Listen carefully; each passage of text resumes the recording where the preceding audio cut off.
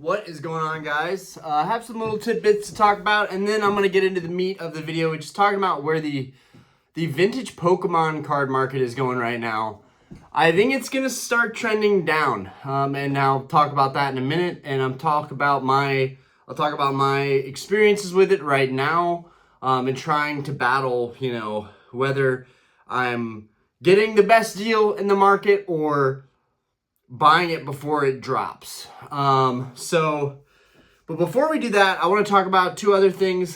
Jesse Pang, he's a content creator, big time collector. I saw this post that he made, so I want to reference that and talk about it. But he was talking about one of the collectors that basically sold off a lot of their Grail cards so that they could get some prototype cards, which I guess ended up being a scam.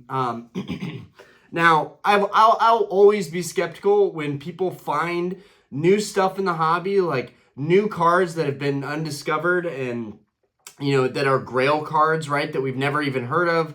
I was very skeptical when the prototype cards were kind of being released, being talked about. CGC was grading a ton of them. Anyways, this is a situation where, and I can kind of I can sympathize with this. I can empathize with this. I definitely feel like I don't think you should ever trade mass-produced iconic Grail chase cards in this hobby for something that is very niche, very scarce, very rare, kind of like one of one type deal, or I guess 1 of 10 or 1 of 20 type deal. For the historic value, I understand why it would be important to people, like prototype cards.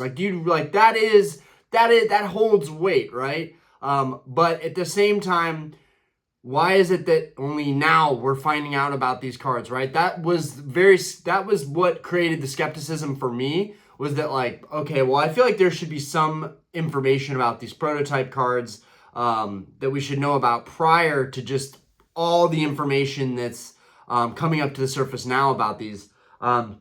This is old news, but anyways, a lot of people got scammed on those. That's kind of old news, but what's new is the fact that one of the people that I guess got screwed over in this whole charade is basically saying that he's going to, I guess, bet on the downfall of the entire hobby and how, all of the inner workings and all of the fraudulent activity, and he's going to talk about, certain illustrators and certain creators, and basically wish a negative impact on the entire hobby, and how crazy that was. And, I kind of, to empathize with what Jesse was saying in his Instagram reel, or video, if I got seriously screwed over in this hobby, and we're not just talking about money, but we're talking about cards that, took me years to acquire and that I've traded off so that I could get different cards like these prototypes, I would feel some type of way, and I would definitely seek some kind of vengeance, right? I would want to be like, all right, this is what's messed up with this entire hobby. And it's really sad. And that's kind of what I've been talking about for weeks or months now, is that there's so many uncertainties in this hobby right now of where things are going. I think people are still extremely bullish, but I also feel like a lot of people have gotten burned, have overpaid, have jumped into the hype train, have spent thousands of dollars on modern PSA 10s, let's say, or even vintage PSA 10s that are being driven up in price due to vendors and resellers and stuff like that. I just think a lot of people are going to get hurt right now. I think a lot of people are hurting right now. And I think what happens is you can only take so much, and then there's a massive recoil backlash. And so that's what's happening with this particular collector who got screwed over on these prototype cards. They're basically seeking to expose the hobby, I guess, so to speak. So I thought that was really interesting. I didn't feel like referencing it or referencing who's talking about this or even linking it. I just thought it was an interesting thing to talk about, that, people get swallowed up in this hobby, and it really it ruins their life in some respects. And, I think for that to happen to one person doesn't mean the whole hobby is going to go downhill, but I do think it only takes a couple people to fully expose stuff that goes on in this hobby to leave a really bad taste in everybody's mouths. So wanted you guys to think about that. Also, if you wanted to comment on that and just talk about the prototypes and when those were releasing and what your thoughts on it were. I thought they were really cool. I was like, I think I commented at some point that, I'd love to have a piece of history. I'd love to have like a prototype, base set card type deal. But I was also very, very skeptical. Now, there are real prototypes. The problem is there were a ton of fake prototypes that were recently made. So, yeah, that guy got burned. I guess he traded away a ton of cards that are now, selling in other auction sites. Jesse mentioned that some of his cards were on heritage auctions and just, like, trying to get all that stuff back and kind of, I just can't imagine trading off, like, a lot of my favorite cards for something that's basically a scam. That would be absolutely detrimental for me. That would make me want to take a huge step back from the hobby. Also, just in general right now, I think there's a lot of uncertainty. I think people are worried that they're going to get caught holding a bag right now, which if you really love the cards, you shouldn't worry about that, right? You shouldn't worry about the price, but right now is a really sensitive time because it is the holidays. It is Christmas. Nobody wants to get caught holding a bag over the holidays. And so that will bring me into my next thing. I want to talk about Kabuto again before we talk about the vintage market and that good stuff. I want to talk about Kabuto and Kabuto King. So apparently there was an auction that went for a record Kabuto King signed Kabuto, first edition fossil Kabuto, for $50,000. Apparently all the proceeds are going to charity, which is amazing and fantastic. I think Pudgy or something, the username, the person who bought this card, they're like super honored to own the card. I personally could never want to buy into something like that, but I think it's just crazy right now that someone could have like basically that we have this manipulated Kabuto market right now. But that's turned into something amazing, right? That turned into this charity card that's been sold for $50,000 signed by the Kabuto King himself. That's amazing. That's so where we have, I wanted to talk about something super negative and something super positive. But I also want to talk about Kabuto in general, and that I don't think people, just want to reiterate that, I don't think people should be dropping big money on first edition fossil Kabuto. I think that this is going to be a major rug pull. I think people are going to lose a lot of value on something like that. But if you all of a sudden absolutely love the first edition Kabuto from Fossil, then by all means, buy the card if you love it. But I just think across the board, the vintage market is taking a cool down right now. I can't really speak on modern. I don't know. I haven't checked if modern booster box prices are finally, settling a little bit. Based on all the thumbnails and all the content that I see, it seems like prices are starting to settle a little bit. And people are able to get product more easily. I think people are able to pick up stuff from the stores more easily right now, so might be time for me to go to the store and check out, see if I can find anything there. I don't know if distribution's gotten any better. Maybe you guys can comment on that. But yeah, watch out for that Kabuto, and I think it's horrible what happened to the prototype guy. But I think it's amazing that we had this Kabuto card signed by Kabuto King and that all the proceeds went to charity. That's awesome. That's the kind of stuff that we want to see in the hobby. That's the kind of stuff that makes the hobby awesome. And so, yeah, I guess the new owner of that said that they are honored to own a card like that, and that it's historical and has significance. And maybe across the board, just that will make the Kabuto even more popular. Still blows my mind what's going on with Kabuto right now. And it makes me wonder, on the larger scale, for a discussion, what does that mean for all the other vintage cards out there that are like relatively low pop, kind of like the first edition Kabuto, or just first edition cards in general? A lot of them are very, very low pop.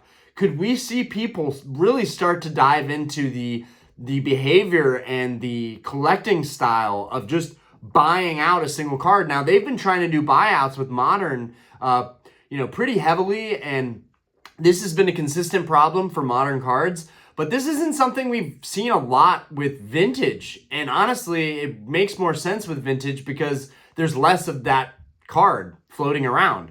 So much easier to actually have like a major position and prop up the value, manipulate, artificially inflate the value of a card, right? If somebody were to do that with Gengar, for instance, right? My favorite Gengars, Skyridge and Sabrina's Gengar. If somebody were to do that with those cards, they could seriously manipulate the market. And I'm sure there's people out there that are doing that. I know of collectors that are like high-end Grail collectors that have several copies of the same Grail card, right? Some cards that some of us would just like die to own, like we would just drool over owning certain cards. Well, I know collectors that have multiple copies of that card. And it's like, what's going to happen down the future when more people kind of do this with more cards and just build a major position on cards? I want to know what you guys think about all that. Is it actually smarter than following all of the noise in the hobby? Just buying out a card that you love and just consistently buying it whenever you get the chance to buy it. I know there's certain people that collect that way. I personally really like to have a diverse collection. I like to have a little bit of everything. So it's kind of hard for me to consider buying out a card. But I do have 2 copies of Skyridge Gengar, and I'm about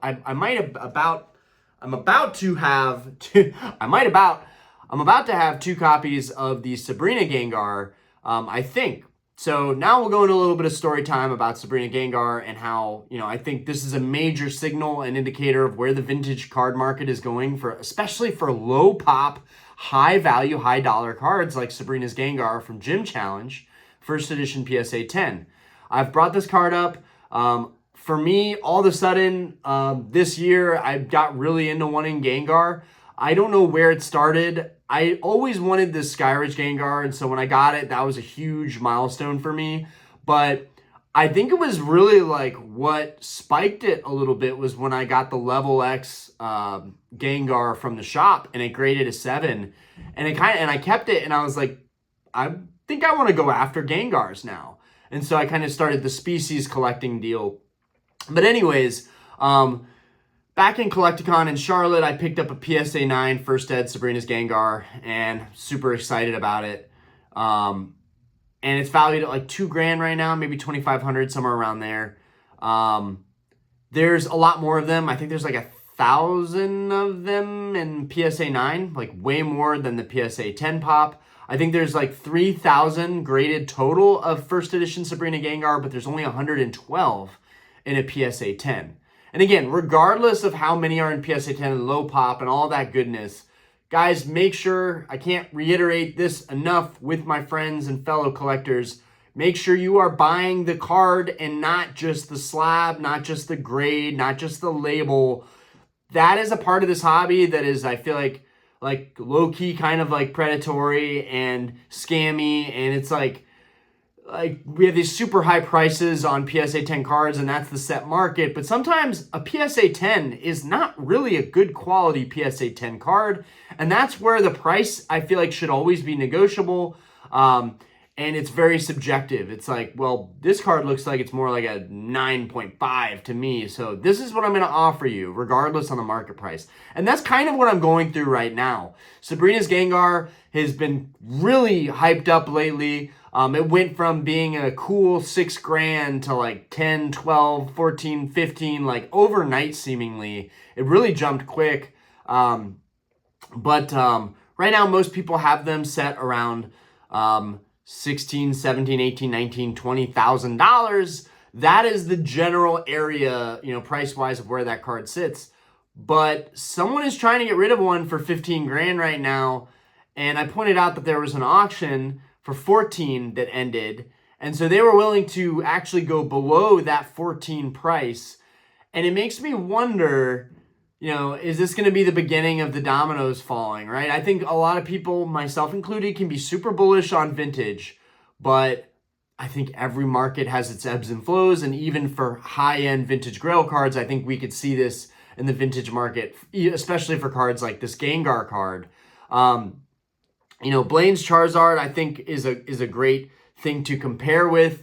Blaine's Charizard has 4 times the population of Gengar. Now, Charizard is always going to be super popular, but it's sitting at about 13,000, and that jumped from $7,000, $8,000. That card jumped in a big way.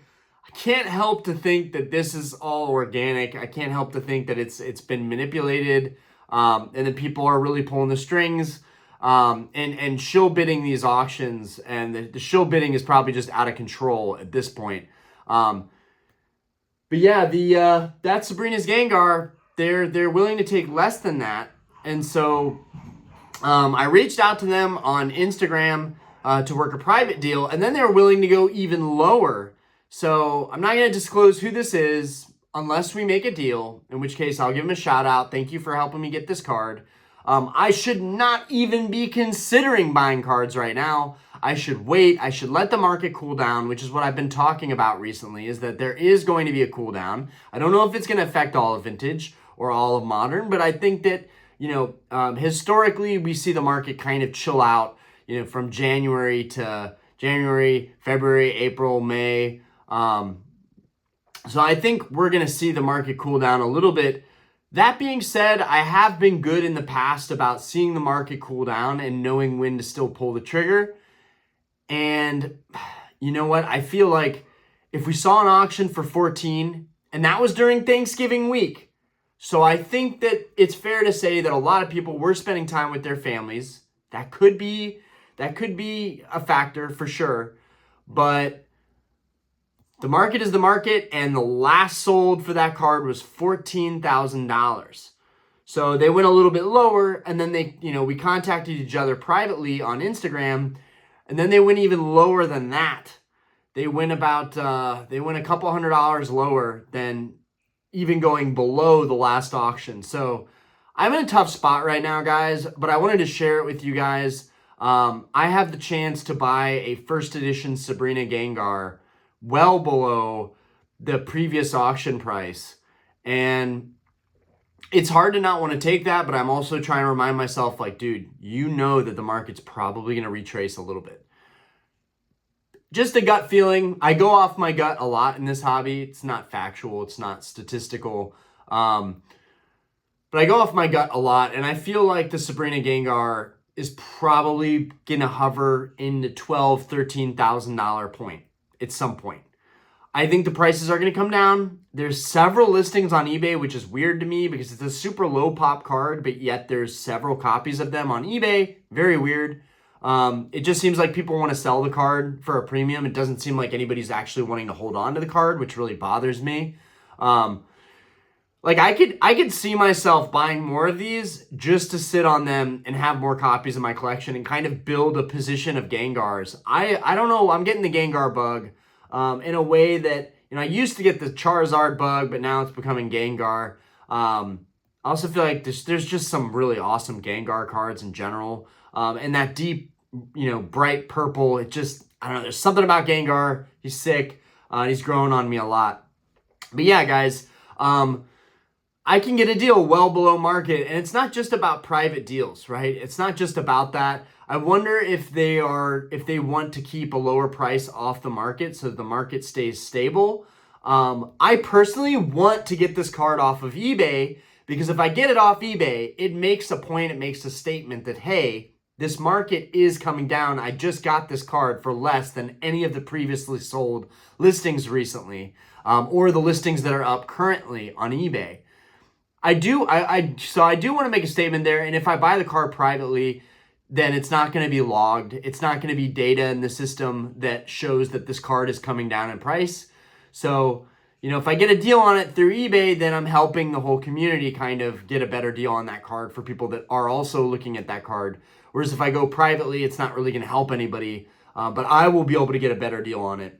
But if I do buy this card, I'm going to make it known. I'll do a post on Instagram about it. I'll make a video on it and talk about the fact that, it might not be logged on eBay as a sale, but I just picked this card up for significantly less than what they're selling for on the market. And sometimes that happens, but right now with the hype of everything, it seems like those deals don't exist, right? Unless you're buying a huge collection, you're not going to get a seriously good discount off of, market price, right? I think a lot of sellers are like, dude, the last sold was 14K. I'm not going significantly below this, but everything is only worth what somebody is willing to pay for it. If a lot of people in this hobby are just like, nope, not even looking at vintage because it's way too overpriced right now, then I am kind of an anomaly. I am one of the few people probably looking at purchasing cards like this and not really thinking too much about the dollar value, but just thinking this could be my last chance,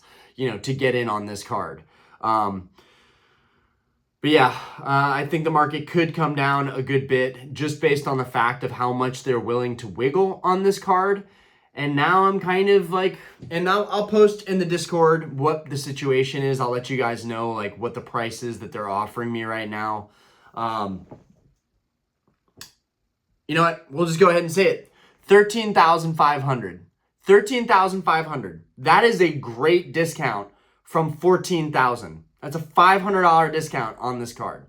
In the grand scheme, we're talking, $10,000+. Maybe it doesn't seem like it's very much, but I think that this is a really good deal for me.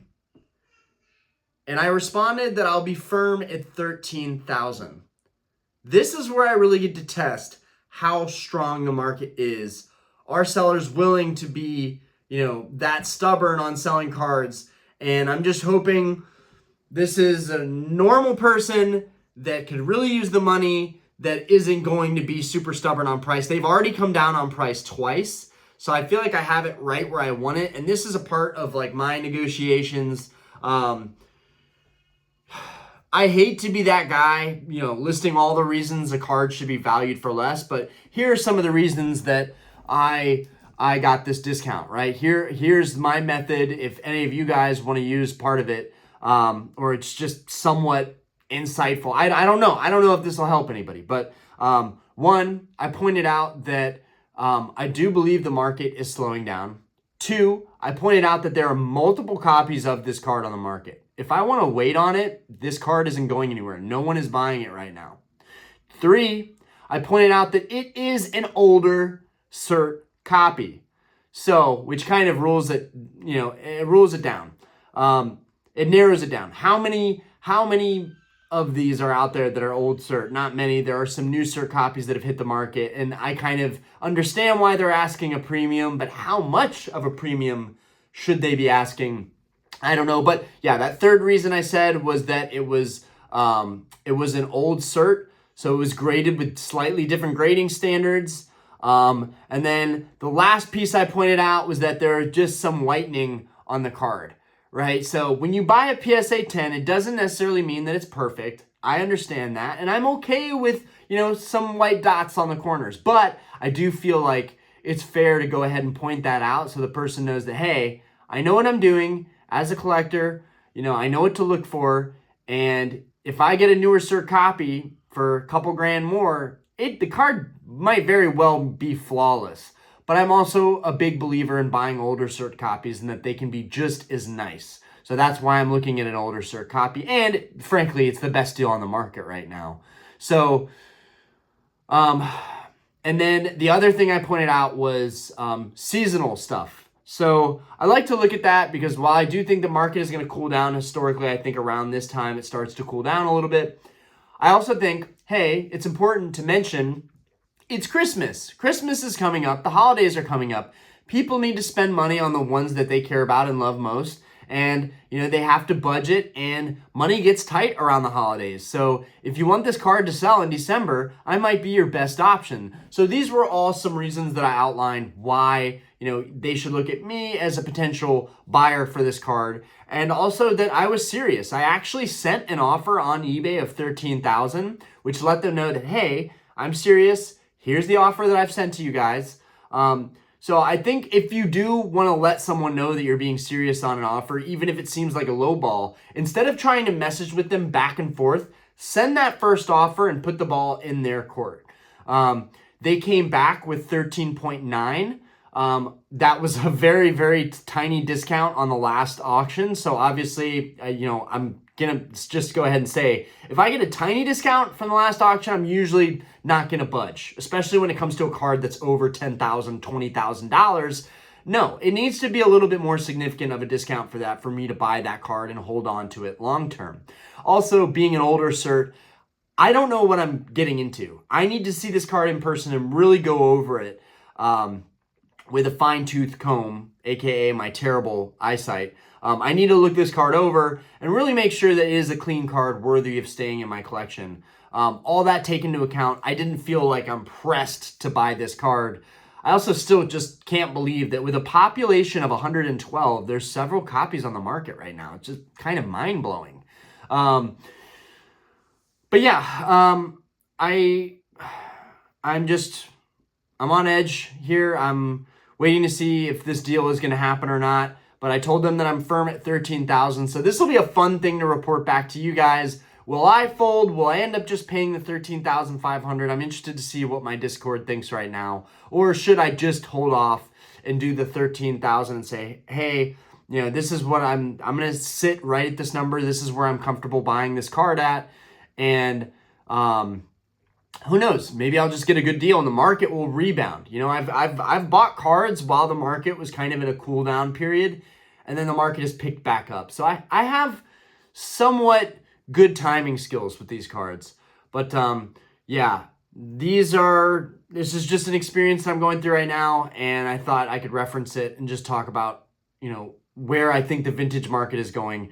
You know, when people get a little more strapped for cash and time moves forward, they might be more willing to take, you know, these lower offers on these Grail cards. So if you're looking at vintage cards, if you're looking at the Grail cards, you know, low pop stuff in the TCG, I would definitely urge you guys to wait a little bit longer, even if that's not what I do right now and I end up pulling the trigger on this card. You got to understand, guys, there's plenty of examples where I've paid crazy amounts of money for a card that went down a little bit or went up a little bit right after. But at the end of the day, it's like, how badly do you want the card? Well, I want the card really badly, so I'm okay to give them a slight premium in my head because I think the card's worth probably 13,000.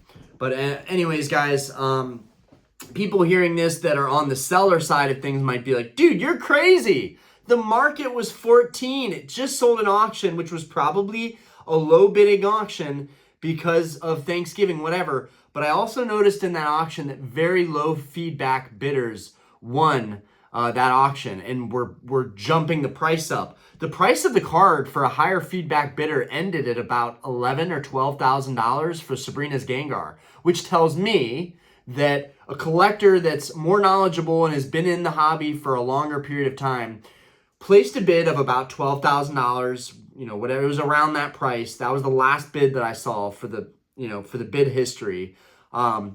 Someone put that price and they said, this is what I'm willing to pay for this card.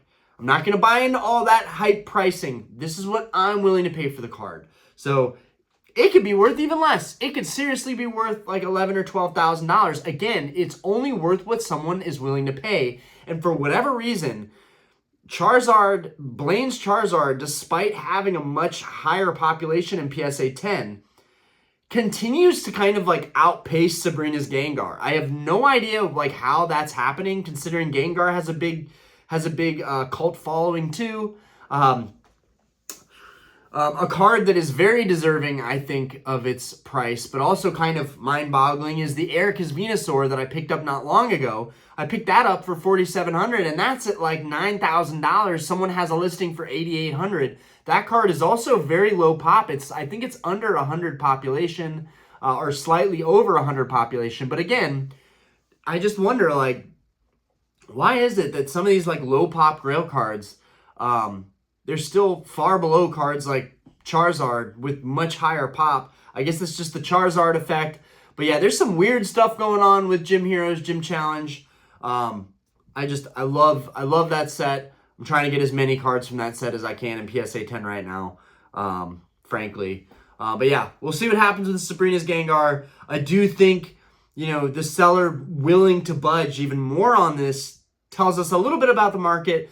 Could just be it could just be kind of a situational thing, right? A circumstantial thing, right? Like I'm buying at just the right time. It's just enough money to keep them interested, and maybe they need the funds to roll into another thing. That's the thing about this hobby, is that a lot of collectors are itching to sell a card so that they can roll it into a new card.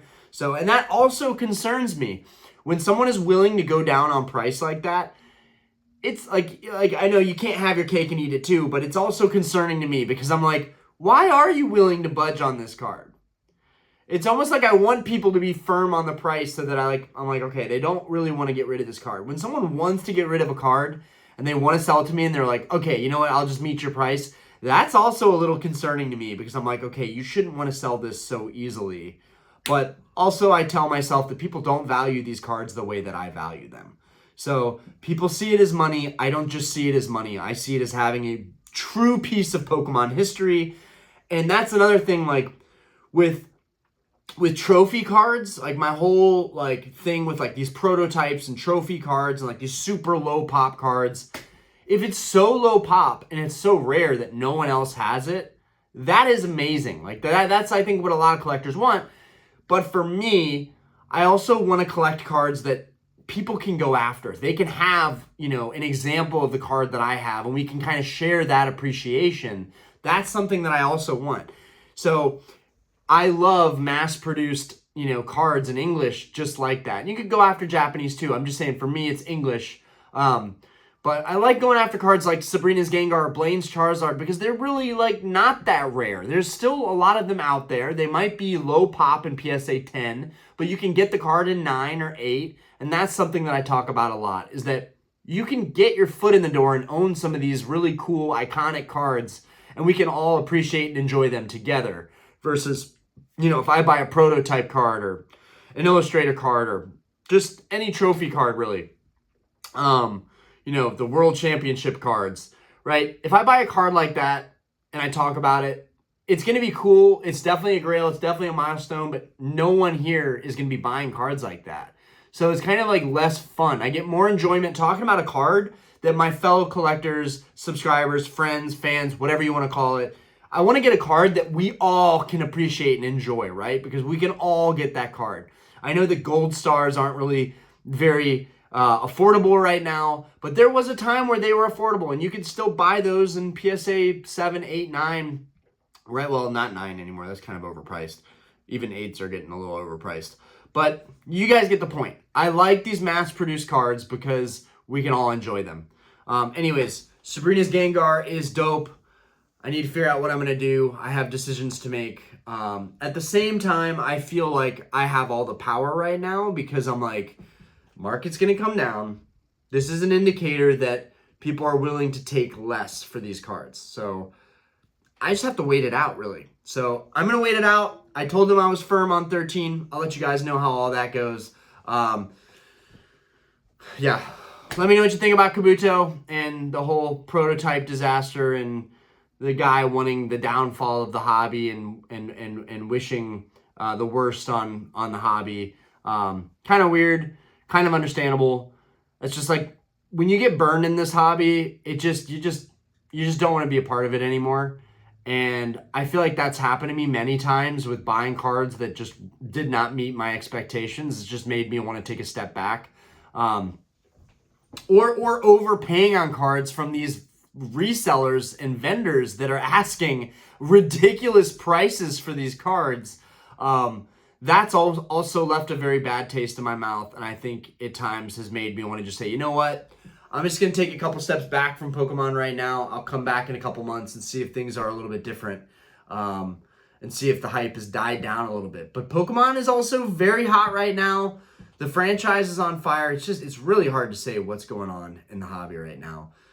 Anyways, peace out, guys. I'll catch you on the next one. Thank you for listening and tolerating my rants.